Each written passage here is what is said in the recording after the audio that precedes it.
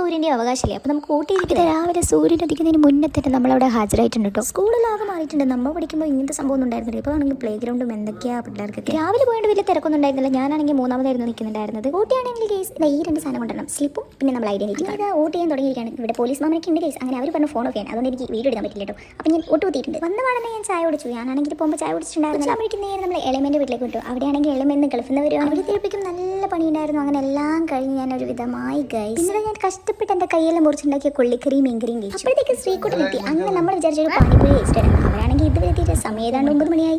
അപ്പം നേരെ വിട്ടു പാനിപ്പൂരി കഴിക്കാൻ. ഒന്ന് കഴിച്ചപ്പോഴേക്കും നമുക്ക് തൃപ്തിയായില്ല. അങ്ങനെ നമ്മൾ ബീൽപൂരിയും കഴിച്ചു, മസാലപ്പൂരിയും കഴിച്ചു. പിന്നെ നമ്മൾ ബയ്യ തന്നെ ഈ ഒരു മല്ലിച്ചപ്പ് വെള്ളവും കുടിച്ചു. പിന്നെ 2 പാഴ്സലും വാങ്ങി നമ്മൾ നേരെ വീട്ടിലേക്ക് പോകും. പിന്നീട് ഇളയമ വന്നതിൻ്റെ പെട്ടി പൊട്ടിക്കലായി. നമ്മളാണെങ്കിൽ പിസ്തയും മിഠായി കഴിച്ച് അവിടെ ഇരുന്നു. അപ്പോൾ ഇളമയാണെങ്കിൽ വന്നതിലെ പരാതി ഇവിടെ എൻ്റെ പൂച്ചെടി മൊത്തം പോയി എന്നൊക്കെ. നമ്മൾ പുതിയ കല്യാണച്ചക്കൻ കല്യാണ പെണ്ണ് ഓടിണ്ട് കേട്ടോ. അവിടെ വന്നതിൽ തിന്നാൻ പാവം ക്ഷീണിച്ചു.